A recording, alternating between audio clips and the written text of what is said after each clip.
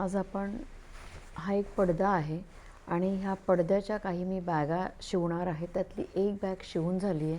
खूप छान बॅग आहे आणि हा बॅगेचा पॅटर्न माझ्या खूप आवडीचा आहे, कारण ही बॅग पटकन शिवून होते. त्याच्यात सामानसुद्धा बरंच राहतं आणि ह्या पिशवीत लहान मोठ्या साईजच्या बॅगा आपण बनवू शकतो आणि ही बॅग कोणीही बनवू शकतं ज्याला शिलाई येते तो. तर आता मी ह्या बॅगेत हे एक मोठं पॉकेट केलं आहे आणि एक इथे चेनचंसुद्धा पॉकेट केलं आहे. तसंच आतल्या बाजूला थोडी मोठी जागा आहे. एक साधं पॉकेट आहे आणि एक चेनचं पॉकेट आहे आणि ह्याचे बेल्ट इथून आहेत त्याच्यामुळे ह्याच्यात सामानसुद्धा तुम्ही भरपूर ठेवू शकता.